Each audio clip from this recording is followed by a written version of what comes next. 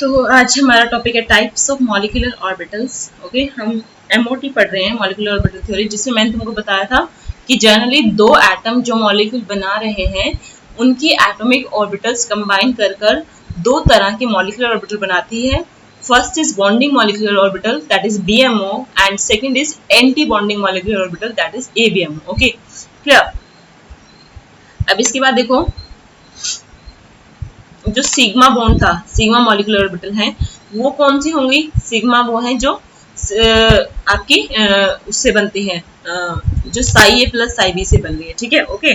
और उसमें एक और दूसरी बात ये थी, साई ए प्लस साई बी में भी जो ऑर्बिटल है उसका एंड टू एंड ओवरलैप होना चाहिए। सिग्मा के लिए एंड टू एंड ओवरलैप होना चाहिए। अगर साई ए प्लस साई बी में भी अगर साइडवेज ओवरलैपिंग है, that is pi molecular orbital. ठीक है, ओके। तो और जो सिग्मा मॉलिक्यूलर ऑर्बिटल होती हैं वो सिमेट्रिकल होती हैं, symmetrical around the bond axis. Symmetrical का मतलब ये है कि देखो, अगर मैं कहूँ ना, अगर मैं कहूँ ये इसकी आगे चलेगा नहीं, चलेगा नहीं, अगर चल जाएगा सारे चल जाएगा। ये इसकी आज ये चल ही नहीं रहा। हाँ, अगर ये इंटर न्यूक्लियर एक्सिस है, अगर सिमेट्रिकल का मतलब क्या है कि दो ऑर्बिटल ऐसे आई है ना, सपोज करो, ओके, ये इस एक्सिस के लॉन्ग है। ठीक है, ओके। यहाँ पर देखो ओवरलैपिंग हो रही है इनके बीच में। अगर आप देखो इस एक्सिस से ऊपर का हिस्सा, ये वाला पोर्शन, कौन से वाला? ये वाला पोर्शन, ये पोर्शन देखो, और नीचे वाला पोर्शन देखो, दिस वन। एक एक्सिस से ऊपर का हिस्सा देखो, एक नीचे का हिस्सा देखो, है ना। ऊपर वाला पोर्शन ये वाला, नीचे वाला ये देखो, क्या ये दोनों एक दूसरे के आइडेंटिकल हैं? ये दोनों पोर्शन, तो यू कैन सी है, जैसे ये ऊपर है वैसे ये नीचे है, ये ऊपर है ये नीचे है, जैसे ये ऊपर है सेम सेम सेम, है ना। मतलब ये जो ओवरलैपिंग हुई है ये इंटर न्यूक्लियर एक्सिस के अलोंग सिमेट्रिक है, इसे हम सिमेट्रिक कहते हैं। ठीक है, अगर आपका जैसे ऐसा होता है साइडवेज ओवरलैपिंग में क्या होगा, पाई बॉन्ड के केस में मैं बता दूं आपको। ठीक है, ये पी ऑर्बिटल है, दोनों सेम होंगी, मेरे से छोटी बड़ी बनी है क्योंकि तुम्हें पता है मैंने कर्सर से बनाना है तो उतना अच्छे से नहीं बनेगा। ये एक का फेस पॉजिटिव लगा लिया, दूसरे का फेस नेगेटिव। यहाँ पर भी मैंने इसका फेस पॉजिटिव लगाया और इसका फेस मैंने नेगेटिव लगाया। अब मैंने इसको ओवरलैप किया साइडवेज। साइडवेज ओवरलैप कैसे होता है? देखो, ये जो पॉजिटिव है ना, ये इस तरफ को टिल्ट होगा और ये पॉजिटिव इस तरफ को जाएगा, है ना, और ये नेगेटिव इधर को आएगा और इसका नेगेटिव इधर को आएगा। ठीक है, ये नेगेटिव है, ये नेगेटिव है, ओके, और ये पॉजिटिव है, ये भी पॉजिटिव है।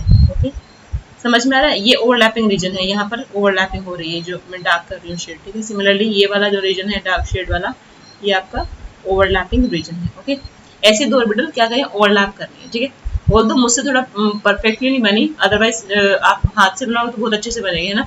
तो अभी देखो, क्या अब ये इंटरन्यूक्लियर एक्सिस है ना, ये इंटरन्यूक्लियर एक्सिस है इन दोनों के बीच की है, क्या ये इसके अराउंड सिमेट्रिकल है? ये वाला ऊपर वाला पोर्शन नीचे वाले पोर्शन के जैसा है, इसके जैसा है? तुम देखोगे वैसी शेप में तुम्हें सेम लगेगा, बट साइन में डिफरेंट है ना। यहाँ पे ये पॉजिटिव फेस की ऑर्बिटल है, ये नेगेटिव फेस की ऑर्बिटल है, मतलब इन दोनों के फेस क्या है, different. It means they are not symmetrical. If face is different, then they are not symmetrical. Okay, उनका वेव फंक्शन डिफरेंट है, उनकी वेव डिफरेंट है।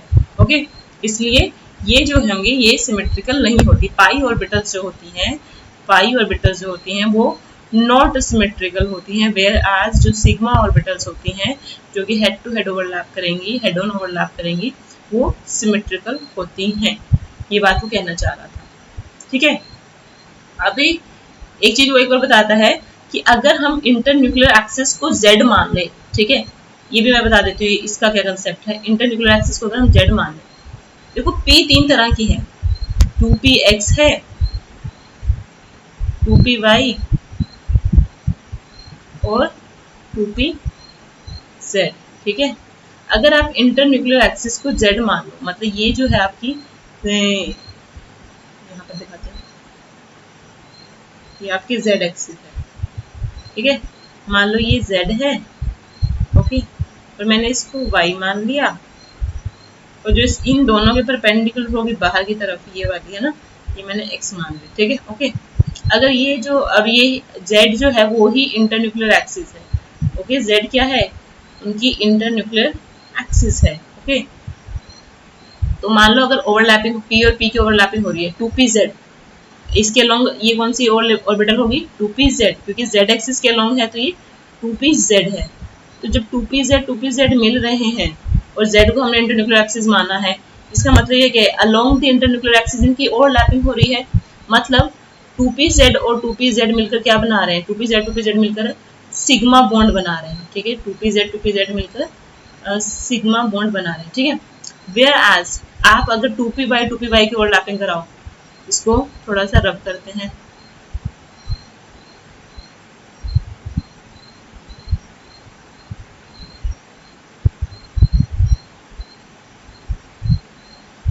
ठीक है। 2p/2p की कैसी होगी देखो, z इंटरन्यूक्लियर एक्सिस है, भगवान जाने कब नॉर्मल दिन आएंगे हम ब्लैक बोर्ड पर लिखेंगे, वरना ये कर्सर से लिख के मैं तो ब्लैक बोर्ड पर लिखना भूल जाऊंगी, मुझे ऐसा लगता है, ठीक है। अभी तो मैं कर्सर से लिखने में प्रॉब्लम आ रही है, मुझे लगता है एक टाइम पे मुझे ऐसा ना हो कि मुझे ब्लैक बोर्ड पे लिखने से प्रॉब्लम आए। ये 2py है, y एक्सिस है ना, इसके लॉन्ग y के एक्सिस के लॉन्ग क्या होगी 2py है। सपोज करो ये दूसरी 2py है जो ओवरलैप करने वाली है एक दूसरे के साथ, तो इनका जो ओवरलैप है, अब ये इंटरन्यूक्लियर एक्सिस के लॉन्ग इनकी जब भी ओवरलैपिंग होगी वो कभी भी सिमेट्रिक नहीं होगी, है ना, क्योंकि जब भी 2p ऑर्बिटल ऐसे होती हैं, इसका एक का पॉजिटिव फेस होगा, इसका नेगेटिव होगा, इसका पॉजिटिव होगा और इसका दूसरी वाले का क्या होगा नेगेटिव फेस होगा। तो इस नेक्सिस के लॉन्ग ये सिमेट्रिक नहीं बन पाएंगे। सिमिलरली अगर आप 2p/x की कराओ, 2px अगर आप यहाँ पे कराओ जो इस एक्सिस के लॉन्ग है, ओके, यहाँ पर भी प्लस रहेगा और यहाँ पर माइनस रहेगा, यहाँ पर प्लस रहेगा और यहाँ पर माइनस रहेगा, तो यहाँ पर भी सिमेट्री नहीं आ पाएगी। तो अगर 2px का बॉन्ड बनता है जो कि पाई बॉन्ड है, ठीक है, तो उससे कभी भी सिमेट्री नहीं आएगी इंटरन्यूक्लियर एक्सिस के लॉन्ग, ठीक है। वो अनसिमेट्रिकल पाई एक्सिस होगी, वो क्या होगी अनसिमेट्रिकल पाई एक्सिस होगी, पाई बॉन्ड होगा। और सिमिलरली 2py और 2py भी अनसिमेट्रिकल पाई बॉन्ड होगा। बट याद रखना 2pz क्या है सिग्मा बॉन्ड है, पाई बॉन्ड नहीं बनेगा, क्योंकि हम z को इंटरन्यूक्लियर एक्सिस मान रहे हैं, ठीक है। आपको किसी एक को तो मानना पड़ेगा ना समझने के लिए, तो हमने z को इंटरन्यूक्लियर एक्सिस मान लिया, तो हम ये कह रहे हैं कि जो 2pz होगी वो पाई बॉन्ड नहीं बनाएगी, सिर्फ कौन बनाएगा पाई बॉन्ड बनाएगा 2px और 2py, ठीक है। ये अजम्पशन कर ली गई, ठीक है। अब यहाँ पे तुम कहोगे कि z में भी तो लोग होंगे पॉजिटिव नेगेटिव, है ना, तो किसी ने सोचा होगा भाई जैसे मैं x और y में कह रही हूँ लोग हैं, तो z में भी तो होंगे। देखो z में क्या होगा, देखो जब जैसे z में एक 2p ऑर्बिटल है, ये 2p है ना, साथ में दूसरी 2p आ रही है, नो डाउट ये पॉजिटिव फेस है, मतलब पॉजिटिव फेस है, मतलब सारा पॉजिटिव है, ये पूरा लोब भी पॉजिटिव है। ये नेगेटिव फेस है, ये नेगेटिव लोब है सारा। सिमिलरली ये पॉजिटिव लोब है पूरा, चाहे वो ऊपर की तरफ देखो चाहे नीचे की तरफ देखो, ठीक है, ये नेगेटिव लोब है। फेस कहाँ चेंज होता है, फेस नोड के बाद चेंज होता है। जैसे पी ऑर्बिटल होती है ना, ये नोड है, डिसकंटिन्यूटी है ना, इससे ऊपर एक मान लो पॉजिटिव फेस है, दूसरी तरफ नेगेटिव फेस होगा। ये पूरा पॉजिटिव ही है, पूरा लोब पॉजिटिव है, नीचे वाला पूरा का पूरा लोब नेगेटिव है, क्लियर। तो यहाँ पर ये पॉजिटिव ही है, यहाँ पर भी ये पॉजिटिव है, ओके। तो अब देखो अब इंटरन्यूक्लियर एक्सिस के लॉन्ग जब इनकी ओवरलैपिंग होगी क्या ये सिमेट्रिकल है, अगर साइन भी देखो ये नेगेटिव ये नेगेटिव, ये पॉजिटिव ये पॉजिटिव, ये पॉजिटिव ये पॉजिटिव, ये नेगेटिव ये नेगेटिव, मतलब ये पूरी की पूरी क्या है ओवरलैपिंग सिमेट्रिकल है। दैट इज वाई ये सिग्मा बॉन्ड बनाती है, ना कि पाई बॉन्ड बनाती है 2pz। ये चीज समझने की जरूरत है। उसके बाद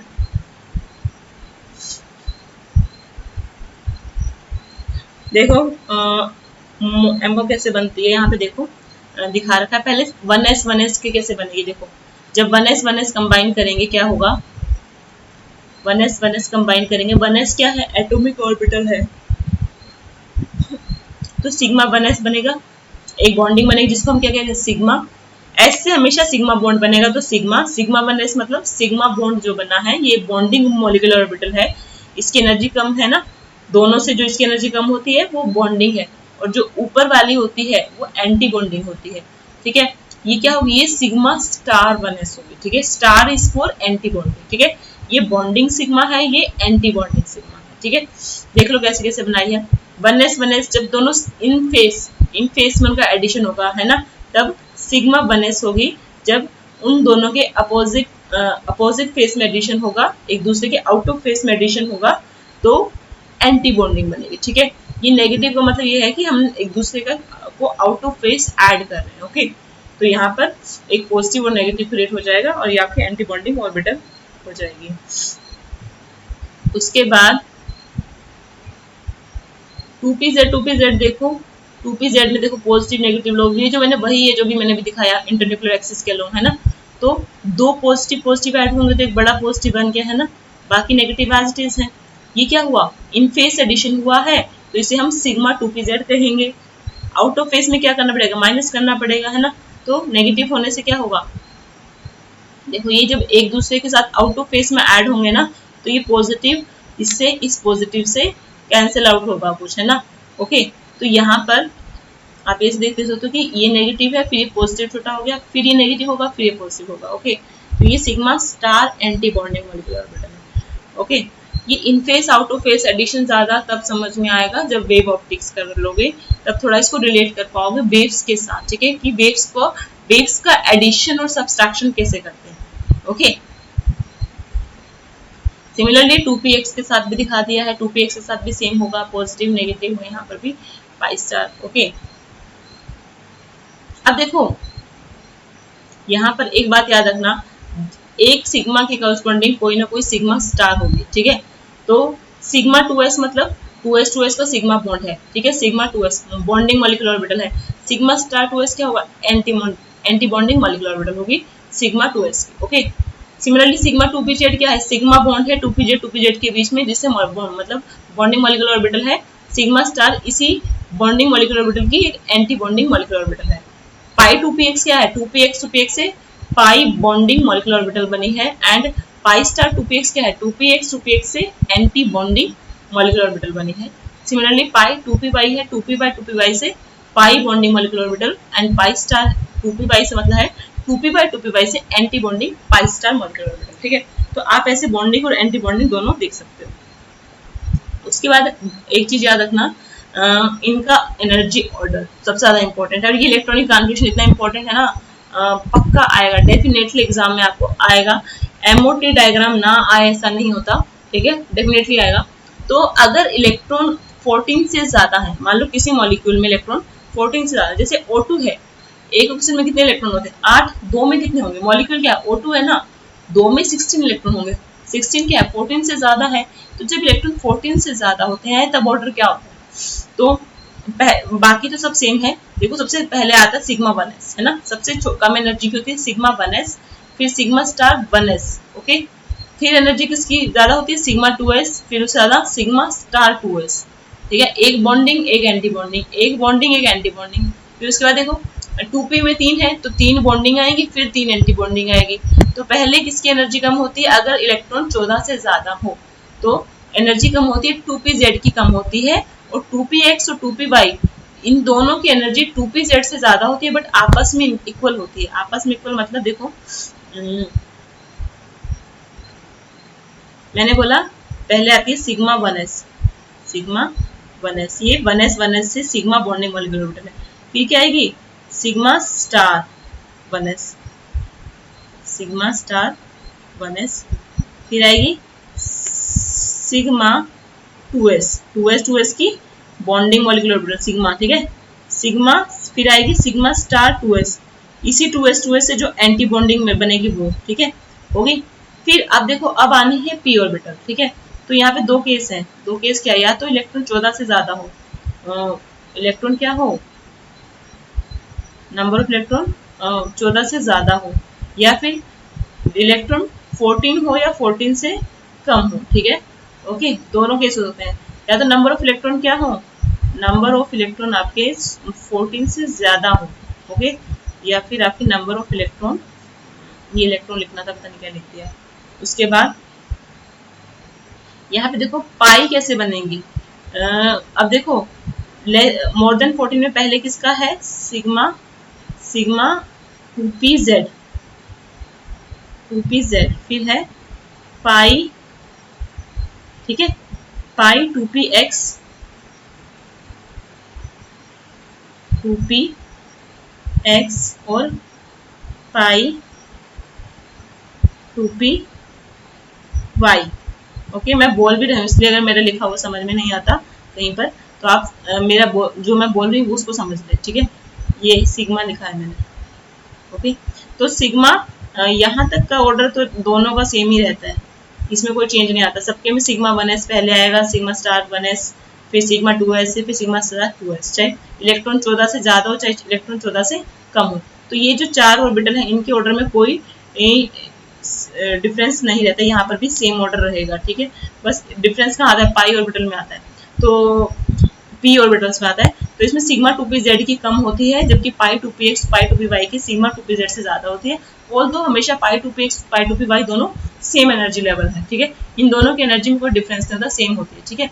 बट अगर इलेक्ट्रॉन क्या हो, 14 हो या 14 से कम हो, तो याद रखना, तो यहाँ पर आपकी सिग्मा 2pz ऊपर चली जाती है, ठीक है, सिग्मा 2pz ऊपर चली जाती है। और इसको थोड़ा सा तुमको याद रखना पड़ेगा, ठीक है, 2px और पाई 2py, इसको ये आपकी नीचे आ जाती है, ओके। ऑल तो यहाँ पर भी दोनों एक दूसरे के क्या है, इक्वल है, पाई 2px पाई 2py दोनों एक दूसरे के इक्वल है, दोनों का एनर्जी लेवल सेम है, बट सिग्मा 2pz का ज्यादा होता है, ठीक है। ऐसा क्यों हुआ, ऐसा इसलिए हो जाता है क्योंकि जब लेस देन 14 इलेक्ट्रॉन होते हैं ना, 14 या 14 से कम इलेक्ट्रॉन होते हैं, तब वहां पर उन ऑर्बिटल्स में sp मिक्सिंग हो जाती है, sp मिक्सिंग की टेंडेंसी रहती है। What is sp mixing, sp mixing कुछ नहीं है, s ऑर्बिटल का p ऑर्बिटल से मिक्स होना, ठीक है, क्योंकि उनकी एनर्जी इतनी ज्यादा नहीं होती है, ठीक है, इसलिए वो एक दूसरे से थोड़ा बहुत मिक्स हो सकती हैं। अगर p ऑर्बिटल की टेंडेंसी है वो s से मिक्स हो, तो वो किसके पास रहना पसंद करेगी, s के पास रहना पसंद करेगी ना, ठीक है। यहाँ पर देखो ये जो पाई ऑर्बिटल है आपकी, जिसमें p है 2py 2px है ना, जहाँ पाई बॉन्ड बन रहा है, ये s से दूर जा रही है ना, जबकि यहाँ पर इस वाले में ये s से पास होंगे, ठीक है। तो जब भी s में मिक्सिंग होगी तो उससे क्या होगा, ये 2px 2py आपकी की एनर्जी डाउन हो जाएगी, क्योंकि वो s से थोड़ी सी मिक्सिंग हो जाएगी उनकी 14 या 14 से कम इलेक्ट्रॉन पर। अदरवाइज इलेक्ट्रॉन 14 से ज्यादा है तो मिक्सिंग नहीं होगी, और सिग्मा 2pz का एनर्जी कम होगा than pi 2px and pi 2py का होगा, ठीक है। ये है बॉन्डिंग, ये सारी बॉन्डिंग है, ठीक है। अभी इसके बाद एंटी बॉन्डिंग में देखोगे, पाई 2px पाई 2py मोर देन 14 के लिए, और सिग्मा 2pz, ठीक है।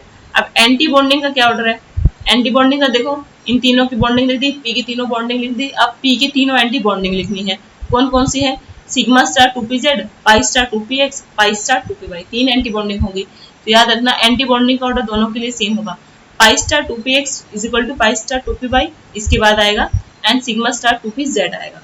अब ये भी तुमको थोड़ा सा दिखा देती हूँ कैसे होगा। देखो इसके बाद आता है पाई स्टार, यहाँ पर आ जाएगी आपकी ये पाई स्टार, पाई स्टार किसकी, ये कौन सी पाई स्टार होगी, ये एंटी बॉन्डिंग होगी 2py, मैं लिख नहीं रही हूँ, ठीक है, क्योंकि एक तो लिखना बहुत मुश्किल है। यह है पाई स्टार 2px, ये कौन सी है, पाई स्टार 2px, और ये है पाई स्टार 2py। इसके बाद ऊपर होता है sigma star 2pz, sigma star 2pz, तो ये ऑर्डर आपने याद रखना। सिग्मा स्टार 2pz की जो एनर्जी है वो इन सब में ज्यादा है ना, सब में ज्यादा है ना, जो मैंने 2 आपको सेकंड शेल तक दिखाया ना, 1s 2s 2p तक दिखाया, तो सेकंड शेल से कौन सी एंटी बॉन्डिंग सबसे हायर लेवल पे है, सिग्मा 2pz। सिमिलरली अगर इलेक्ट्रॉन 14 या 14 से कम हो तो भी सेम ऑर्डर रहता है, कोई ऑर्डर यहाँ पे एंटी बॉन्डिंग का कोई ऑर्डर चेंज नहीं होगा, सिर्फ क्योंकि मिक्सिंग जो होती है ना, sp मिक्सिंग जो हो रही है वो बॉन्डिंग मॉलिक्यूलर ऑर्बिटल की हो गई है ना, एंटी बॉन्डिंग की थोड़ी ना होगी। तो एंटी बॉन्डिंग का ऑर्डर वही रहेगा, पाई स्टार और फिर सिग्मा स्टार 2pz।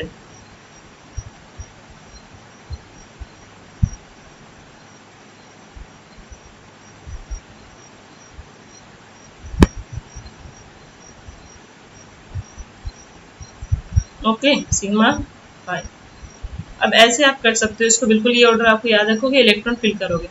और एक बात याद रखना, जैसे इलेक्ट्रॉन आपने फिल किए, 2 इलेक्ट्रॉन है, पहले आपको दो, इसने बोला 2 इलेक्ट्रॉन है, कैसे फिल करोगे? फर्स्ट ऑर्बिटल में सिग्मा 1s में 2 इलेक्ट्रॉन फिल कर दिए, ओके। फिर किसने बोला मान लो 10 इलेक्ट्रॉन है, 10 इलेक्ट्रॉन को कैसे फिल करोगे? टोटल 10 कैसे देखोगे, इलेक्ट्रॉन कितने कैसे देखोगे? मान लो आपका नेक्स्ट है जैसे B2 मॉलिक्यूल है, B2 ये बोरोन, डाई बोरोन, ठीक है।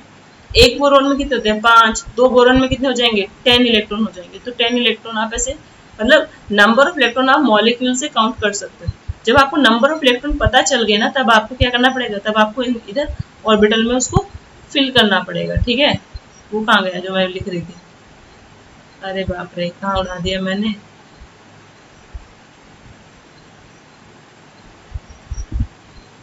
गायब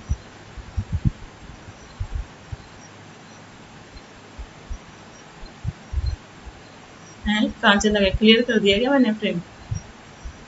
ओ हो, शायद क्लियर फ्रेम हो गया। चलो, अगर क्लियर हो गया तो क्लियर ही सही।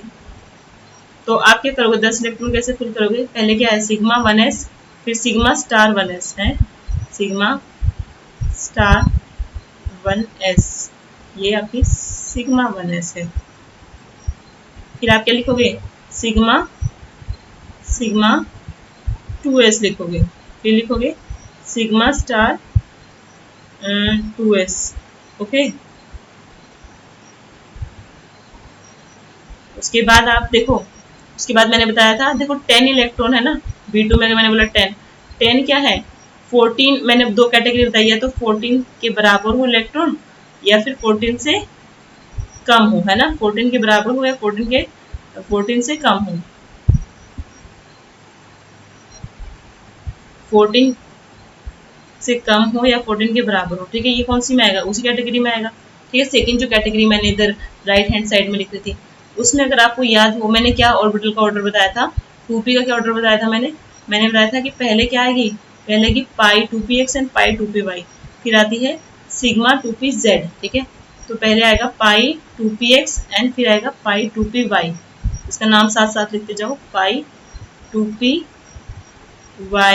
And pi 2px, okay. फिर क्या आता है? फिर आता है आपका sigma 2pz, sigma 2pz, okay. ये आता है ऑर्डर, ये है, ये उसके लिए ऑर्डर है, किसके लिए?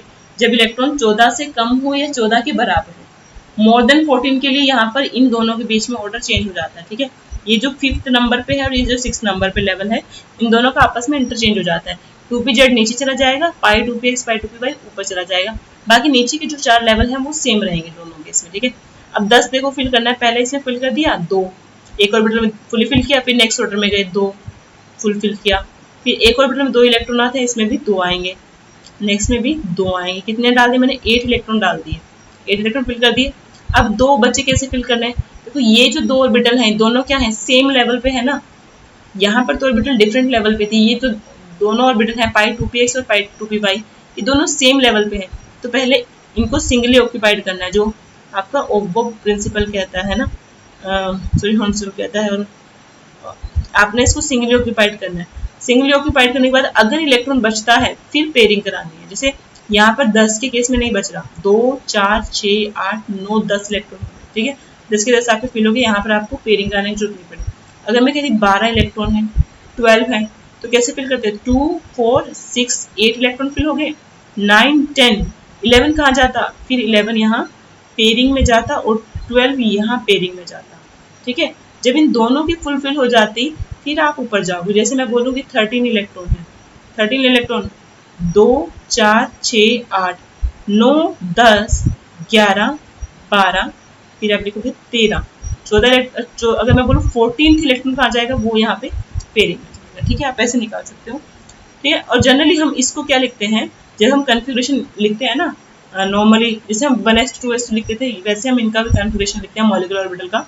तो इसको अक्सर के फॉर्म में रिप्रेजेंट कर देते हैं, के लिखा जाता है। के मतलब दोनों की के शेल की बॉन्डिंग और एंटी बॉन्डिंग, ठीक है, ओके।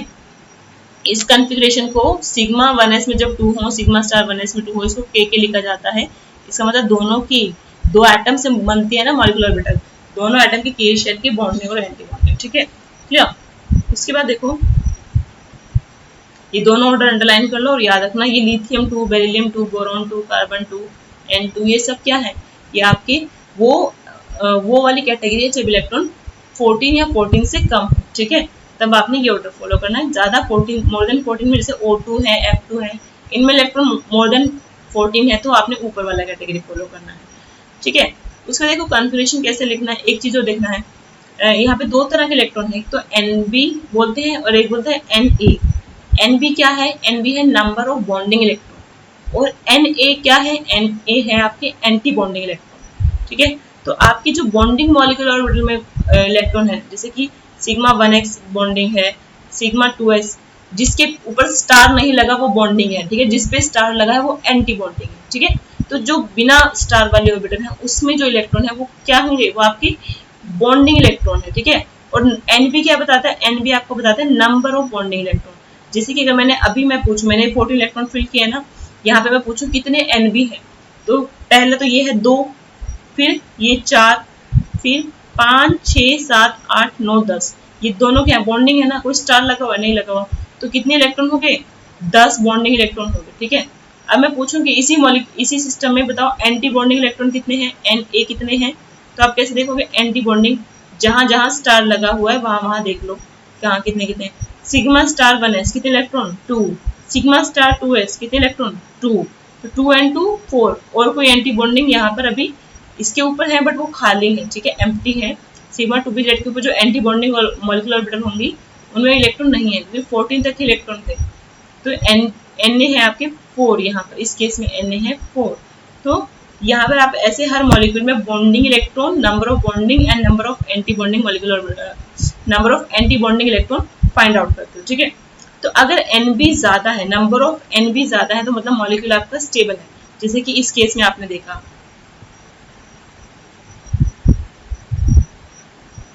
जैसे इस केस में आपने देखा जो मैंने अभी जैम बोर्ड पे कराई थी, Nb 10 है, Na 4 है, नंबर ऑफ बॉन्डिंग इलेक्ट्रॉन ज्यादा है ना एंटी बॉन्डिंग से, तो मतलब ये B2, ये B2 नहीं है 14 का ना, ये N2 जो मॉलिक्यूल है 14 किस में होंगे, N2 में होंगे, एक नाइट्रोजन में 7 है, 2 में 14, ठीक है। तो N2 जो मॉलिक्यूल है इसका मतलब वो स्टेबल है क्योंकि यहाँ पे number of bonding electron number of anti bonding electron से ज्यादा है, ठीक है। तो जब जब Nb ज्यादा होगा Na से तो मॉलिक्यूल स्टेबल होगा, अगर Nb कम है, Nb is less than Na, then molecule आपका अनस्टेबल होगा, ठीक है, ओके।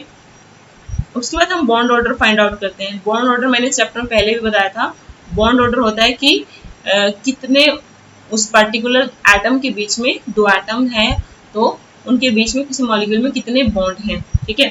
तो किसी दो एटम के बीच में जिनके बीच बॉन्डिंग हुई है, बॉन्ड ऑर्डर निकालने के लिए आपको क्या करना पड़ेगा, हाफ करना पड़ेगा Nb माइनस Na का, नंबर ऑफ बॉन्डिंग इलेक्ट्रॉन से number of anti bonding electron आप माइनस कर दो और उसका हाफ कर दो तो वो उसका बॉन्ड ऑर्डर आ जाएगा। जैसे इसमें निकाल के दिखाऊं अगर आपको मैं, इसमें बॉन्ड ऑर्डर क्या होगा, N2 मॉलिक्यूल है ना, ये N2 मॉलिक्यूल का बॉन्ड ऑर्डर देखो, हाफ किया फॉर्मूले में के अकॉर्डिंग, हाफ इनटू क्या होगा Nb माइनस Na, Nb 10 है और Na कितना है 4, Nb माइनस Na आपका हो गया 10 माइनस 4 इज इक्वल टू 6, ठीक है, हाफ हो गया 6, हाफ ऑफ 6 कितना हो गया जी, हाफ ऑफ 6 हो गया 3, ओके। तो मतलब N2 का जो बॉन्ड ऑर्डर है वो 3 है। इसका मतलब क्या हुआ कि N2 मॉलिक्यूल में नाइट्रोजन के बीच में कितने बॉन्ड होते हैं, नाइट्रोजन के बीच में, इसका मतलब है 3 बॉन्ड होते हैं, ठीक है। तो बॉन्ड ऑर्डर आपको बताता है कि किसी पर्टिकुलर मॉलिक्यूल में दो एटम्स के बीच में कितने नंबर ऑफ बॉन्ड्स हैं, ठीक है। और इसको निकालने के लिए आपको पहले क्या फाइंड आउट करना पड़ता है, आपको फाइंड आउट करना पड़ेगा number of bonding electron and number of anti bonding electron. और वो कहाँ से मिलेंगे, Nb Na मिलते हैं आपको जब आप इसका इलेक्ट्रॉनिक एमओटी ड्रॉ करोगे, इसको हम एमओटी डायग्राम बोलते हैं, ठीक है। ये इसको अगर आप किसी मॉलिक्यूल का पहले आपको एमओटी डायग्राम ड्रॉ करना पड़ेगा, वहां से आपको Nb और Na फाइंड आउट करने पड़ेंगे और वो आप इस फॉर्मूला में पुट करके बॉन्ड ऑर्डर आपको निकाल सकते हो, ठीक है, ओके। वैसे आप और मॉलिक्यूल्स का भी निकाल सकते हो, सबकी प्रैक्टिस करनी है, O2 का बनाओ, F2 का बनाओ, ठीक है, हर किसी का मुझे बना के दिखाना तुम, ओके। तो अगर एक पॉजिटिव बॉन्ड ऑर्डर आता है, मान लो किसी का बॉन्ड ऑर्डर पॉजिटिव आता है, चाहे प्लस हाफ आए, चाहे +1 आए, +2 आए, इसका मतलब वो है कि मॉलिक्यूल स्टेबल है। अगर बॉन्ड ऑर्डर नेगेटिव है या फिर 0 है, आपको ऐसे भी मॉलिक्यूल दिखेंगे जिनके बीच में बॉन्ड ऑर्डर 0 होगा। जब आप मॉलिक्यूल का बॉन्ड ऑर्डर निकालोगे ना, 0 आएगा, और किसी का नेगेटिव भी आ सकता है। तो इसका मतलब क्या है, वो मॉलिक्यूल अनस्टेबल है, वो एग्जिस्ट भी नहीं करेगा। ठीक है, जिसके बीच में, जिसके बनने पर स्टेबिलिटी नहीं आती, वो मॉलिक्यूल बनेगा ही नहीं, वो नेचर में एग्जिस्ट करेगा ही नहीं। ठीक है, ओके। उसके बाद बॉन्ड लेंथ का बॉन्ड ऑर्डर से क्या रिलेशन है, मैंने बताया आपको कि जितना ज्यादा बॉन्ड ऑर्डर होता है, जितना ज्यादा बॉन्ड ऑर्डर होता है, उतना ज्यादा क्या हो जाएगा, उतनी कम उसकी बॉन्ड लेंथ होती है। मान लो ये नाइट्रोजन नाइट्रोजन अगर सिंगल होता है ना, देखो नेक्स्ट फ्रेम पे दिखाऊं क्या, हाँ, नाइट्रोजन नाइट्रोजन अगर सिंगल बॉन्ड होता ना, तो ये इतना बड़ा होता, ज्यादा बड़ा होता, मतलब कहने का मतलब। ओके, अब जब नाइट्रोजन नाइट्रोजन के बीच में डबल बॉन्ड बनेगा, तो आपको पता है पाई ऑर्बिटल को साइडवेज ओवरलैप करना पड़ेगा, है ना। उसके लिए एटम को पास पास आना पड़ता है। ठीक है, तो नाइट्रोजन नाइट्रोजन के बीच में मान लो डबल बॉन्ड बन गया। ठीक है, अगर नाइट्रोजन नाइट्रोजन के बीच में ट्रिपल बॉन्ड बनाना है, तो इन दोनों को और पास आना पड़ेगा। ठीक है, स्ट्रॉन्ग, जितने ज्यादा आपको नंबर ऑफ बॉन्ड्स बनाने हैं, उतना ज्यादा एटम को पास पास आना है। ठीक है, तो बॉन्ड लेंथ क्या होती है, दोनों एटम के बॉन्ड की लेंथ है ना। ओके, इस बॉन्ड की लेंथ तो बॉन्ड लेंथ है। तो आप क्या देख रहे हो, जैसे जैसे नंबर ऑफ बॉन्ड बढ़ रहे हैं, या फिर मैं कहूँ बॉन्ड ऑर्डर बढ़ रहा है, जैसे जैसे अगर बॉन्ड ऑर्डर इंक्रीज करता है किसी भी मॉलिक्यूल का, तो मतलब ये है कि ओ लिखा है मैंने, ए नहीं लिखा है। ठीक है, तो इसका मतलब है बॉन्ड लेंथ क्या हो जाएगी, बॉन्ड लेंथ उसकी डिक्रीज करेगी। ठीक है, उसमें रबी कर देते, पता नहीं क्या लिख दो तुम।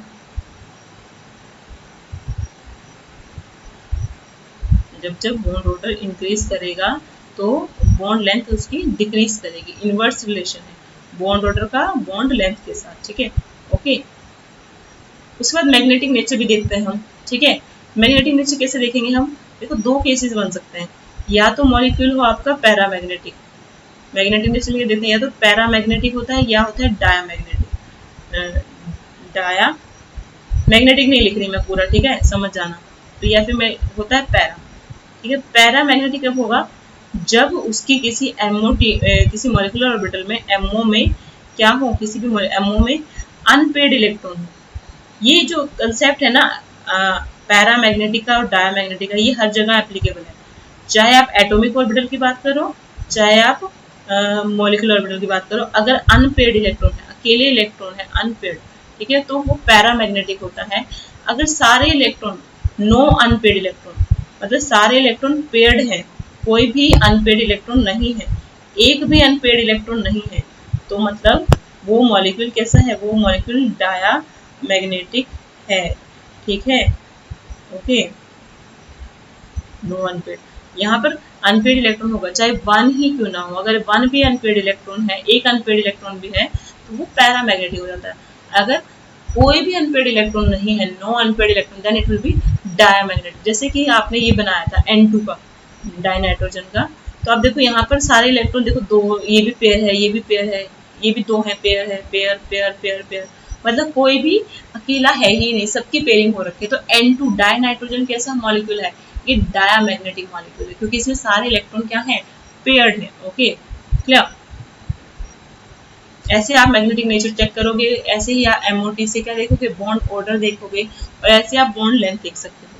तो यहाँ पर कई मॉलिक्यूल है, जैसे H2 है, H2 का बनाया मॉलिक्यूल, H2 का कैसे बनेगा, एमओटी अगर डायग्राम बनाना हो, सिंपल देखो, H2 का तो बिल्कुल बहुत सिंपल है। एक हाइड्रोजन के पास कितने इलेक्ट्रॉन है, एक होता है, दो के पास कितने होंगे, दो होंगे, है ना।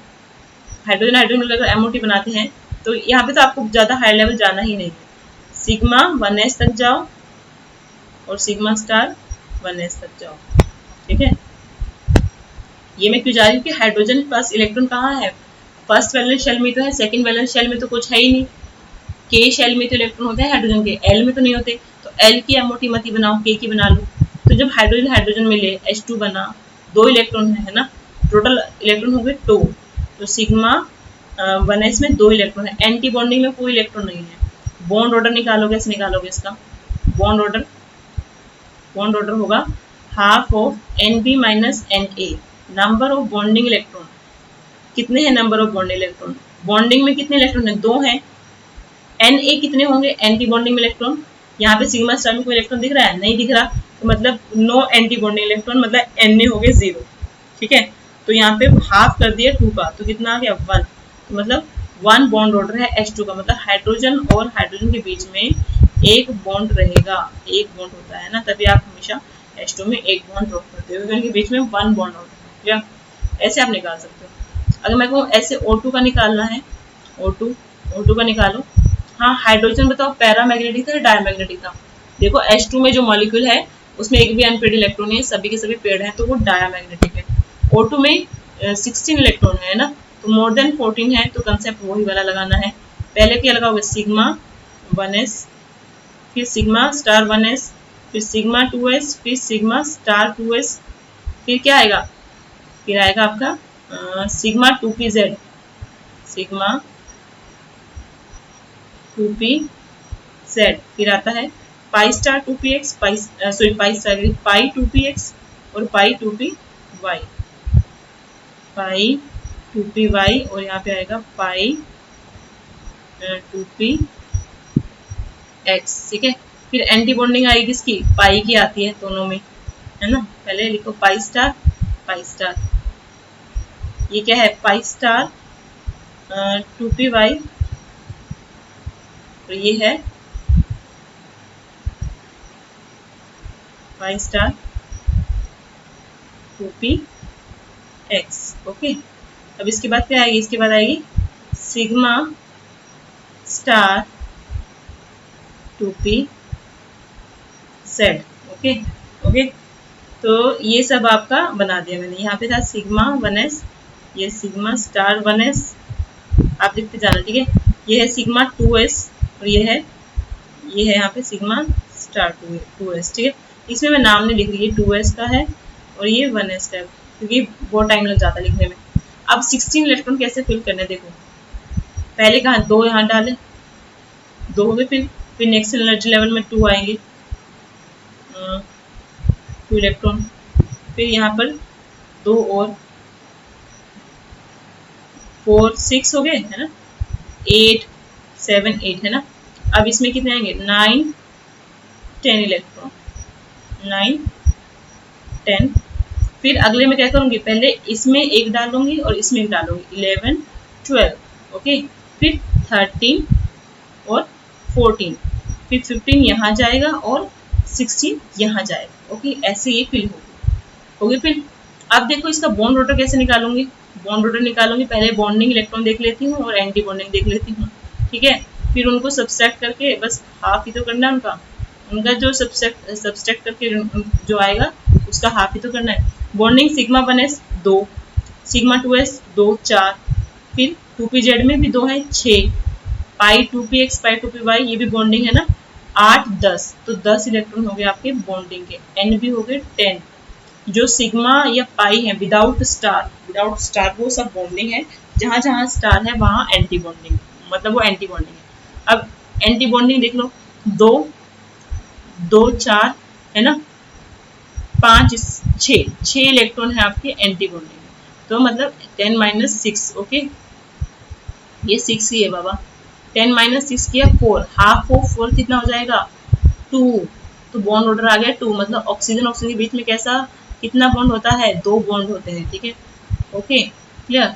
अब मैं बात करूँ, बताओ ऑक्सीजन पैरामैग्नेटिक है डायमैग्नेटिक? तो आपने नीचे से देखना शुरू करोगे तो देखोगे यहाँ तो सब पेड़ हैं। अरे हाँ, ये अकेला इलेक्ट्रॉन है ना, ये अनपेड इलेक्ट्रॉन दिख गया, और ये भी अनपेड है। एटलीस्ट अगर एक भी अनपेड इलेक्ट्रॉन हुआ ना तो भी कहने का मतलब है कि वो पैरामैग्नेटिक है। अगर एक भी हुआ, अगर एक भी इलेक्ट्रॉन पैरामैग्नेटिक नहीं है, तब हम उसे डायमैग्नेटिक कहेंगे। ठीक है, तो O2 आपका क्या है? O2 आपका पैरामैग्नेटिक है। ठीक है, ओके। अब देखो, अब इसका कॉन्फ़िगरेशन थोड़ा सा दिखाती हूँ मैं तुमको इसमें O2 का। बाकी मॉलिक्यूल कैसे करके देखना, O2 का कॉन्फ़िगरेशन दिखाती हूँ मैं आपको। ये देखो, सिग्मा 1s2 ऐसे लिखता है, सिग्मा स्टार 1s2, ब्रैकेट के बाहर 2 लिखना है, 2 रिप्रेजेंट करता है नंबर ऑफ इलेक्ट्रॉन। फिर ये सिग्मा स्टार गलती से लिख दिया, यहाँ पे सिग्मा 2s आएगा, करेक्ट कर लेना, ये सिग्मा 2s आएगा। Let me correct it.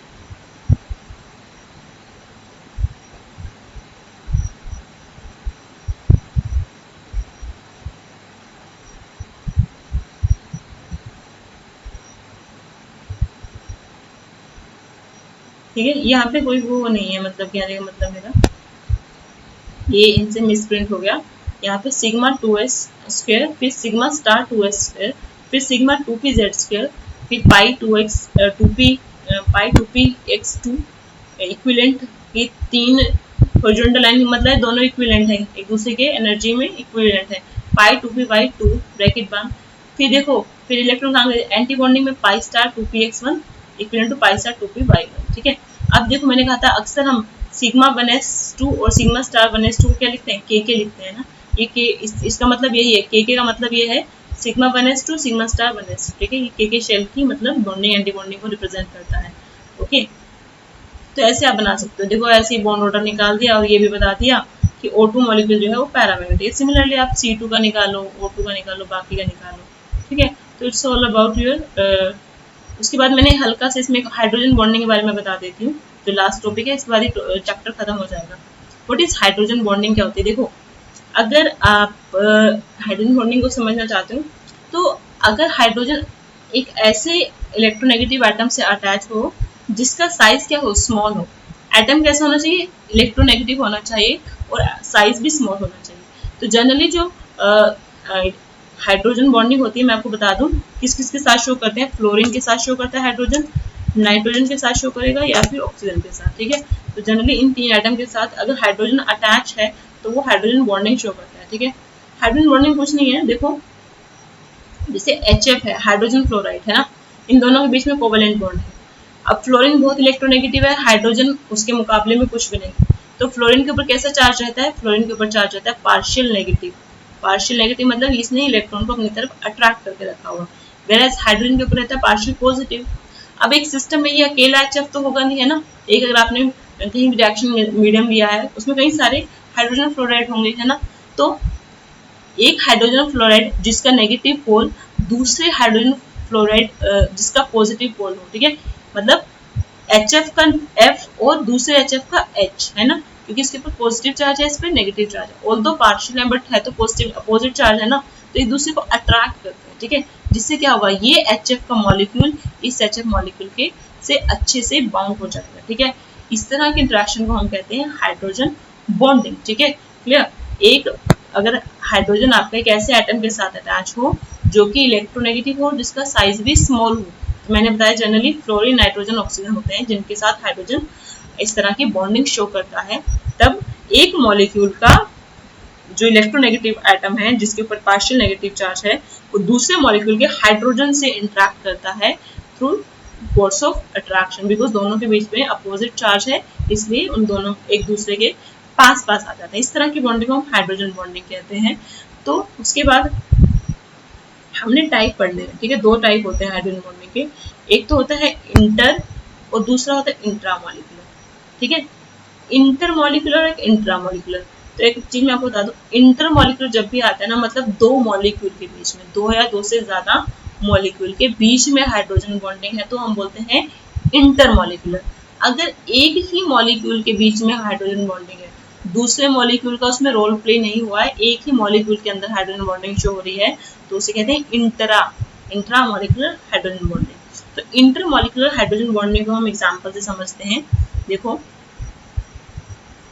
An example, हाँ ये जो आपके ऊपर एग्जाम्पल है ये इंटर के ही है। जैसे आपका मैं दिखाती हूँ, H2O है, सब भर गए ना मेरे पेज। H2O है, H2O देखो OH, यही है ना, पानी का बैंड स्ट्रक्चर होता है। ऑक्सीजन जो कि इलेक्ट्रोनेगेटिव है, इसके ऊपर क्या है, पार्शियल नेगेटिव चार्ज रहता है, जबकि हाइड्रोजन जो है इसके ऊपर पार्शियल पॉजिटिव चार्ज रहता है। ओके, इस हाइड्रोजन पे भी क्या रहेगा, पार्शियल पॉजिटिव रहेगा। ओके, अब देखो इस हाइड्रोजन कॉन्टेक्ट में जब दूसरा ऑक्सीजन आएगा, दूसरे ऑक्सीजन किसका, वाटर मॉलिक्यूल का। ठीक है, क्लियर। सिमिलरली इस हाइड्रोजन कॉन्टेक्ट में भी कोई दूसरा मॉलिक्यूल आ जाए पानी का, है ना, और उसका ऑक्सीजन। अब यहाँ पर देखो, ये जो दूसरा मॉलिक्यूल होगा यहाँ पर भी तो ऑक्सीजन पे क्या होगा, पार्शियल नेगेटिव चार्ज होगा, है ना। सिमिलरली यहाँ पर भी पार्शियल नेगेटिव होगा, है ना। तो ये क्या होगा, अब इन दोनों, ये पार्शियल पॉजिटिव पार्शियल नेगेटिव, इन दोनों के बीच में एक फोर्स ऑफ अट्रैक्शन रहेगा। ठीक है, एक फोर्स ऑफ अट्रैक्शन आ जाएगा, जिसकी वजह से ये दूसरे मॉलिक्यूल को अपने पास जकड़ कर रखेगा। सिमिलरली इसके इन दोनों के बीच में भी फोर्स ऑफ अट्रैक्शन आएगा। अब देखो ये जो हाइड्रोजन बॉन्डिंग है ये दो या दो से ज्यादा मॉलिक्यूल के बीच में दिख रही है आपको, है ना। यहाँ तो मैं आपको ऐसे कई सारे मॉलिक्यूल हो सकते हैं जिनके बीच में इस तरह की हाइड्रोजन बॉन्डिंग इस्टेब्लिश हो सकती है, ठीक है। तो इस तरह की जो हाइड्रोजन बॉन्डिंग है दैट इज इंटरमॉलिक्यूलर, ठीक है, इंटरमॉलिक्यूलर, ठीक है। अब इंट्रा क्या है? इंट्रा देखो ये कंपाउंड है आपका, ये आपका कंपाउंड है। इसको मैं ऐसे दिखाती हूँ थोड़ा अच्छे से, इन्होंने तो बिल्कुल बॉन्ड ही बना के दिखा दिया है। देखो बेंजीन थी लगी हुई, अभी आपने पढ़ा नहीं है ना बेंजीन के बारे में, कोई बात नहीं। इसके साथ है आपका नाइट्रोजन अटैच है, नाइट्रोजन NO2 अटैच है, इसने फर्दर डबल बॉन्ड बनाया हुआ इसके साथ और एक कोऑर्डिनेट बॉन्ड बना रखा है दूसरे ऑक्सीजन के साथ। तो यहाँ पर इस साइड यहाँ पर OH लगा पड़ा है, क्या लगा पड़ा है? OH, ठीक है। अब ये मॉलिक्यूल है ऐसा, ठीक है, बेंजीन है, ये बेंजीन रिंग होती है, इसकी इस पोजीशन पर NO2 लगा हुआ है और इस पोजीशन पर OH लगा हुआ है। अब यहाँ पे देखो क्योंकि इस तरह इस मॉलिक्यूल का स्ट्रक्चर कुछ इस तरह का है कि ये ऑक्सीजन और ये हाइड्रोजन एक दूसरे की प्रॉक्सिमिटी में है ना, प्रॉक्सिमिटी मतलब एक दूसरे के पास पास है, जिससे क्या होगा देखो ये ऑक्सीजन है, इलेक्ट्रोनेगेटिव है नाइट्रोजन कंपैरेटिवली, इसके ऊपर पास क्या है? पार्शियल नेगेटिव चार्ज है। हाइड्रोजन इतना इलेक्ट्रोनेगेटिव है नहीं, इसके ऊपर कैसा चार्ज है? पार्शियल पॉजिटिव चार्ज है। तो इन दोनों के बीच में क्या रहेगा? एक फोर्स ऑफ अट्रैक्शन रहेगा, ठीक है, एक दूसरे को अट्रैक्ट करेंगे। जैसे कि यहाँ पर दिखा रखा है, देखो डॉटेड लाइन क्या दिखा रहा है? हाइड्रोजन बॉन्ड दिखा रहा है, हाइड्रोजन बॉन्ड है इन दोनों के बीच में। ये हाइड्रोजन बॉन्ड कुछ नहीं, just a force of attraction है, ठीक है, ओके। इस तरह की जो हाइड्रोजन बॉन्डिंग है that is called intramolecular hydrogen bonding, ठीक है। तो this all about this chapter. सबसे ज्यादा हमने चैप्टर सबसे बड़ा है और जिसमें इसमें से कुछ डिलीट भी नहीं हुआ था, तो बट स्टिल बहुत इजीली और बहुत आराम से हमने इसको किया है धीरे धीरे। जितना मैं कहूँगी अभी लास्ट के टॉपिक में मैं बोलना चाहूँगी कि MOT जो है हर मॉलिक्यूल का जितने भी इसमें NCERT में गिवन है खुद से बनाकर देखो, ठीक है, रादर देन कॉपी करने के खुद बनाओ, उसका कॉन्फ़िगरेशन लिखो, प्रैक्टिस करो और बॉन्ड ऑर्डर निकालो और ये देखो कि क्या वो मॉलिक्यूल डायमैग्नेटिक है या पैरामैग्नेटिक है। तो ये सब पॉइंट आपने फाइंड आउट करना, ठीक है, ये आप सबका होमवर्क भी है।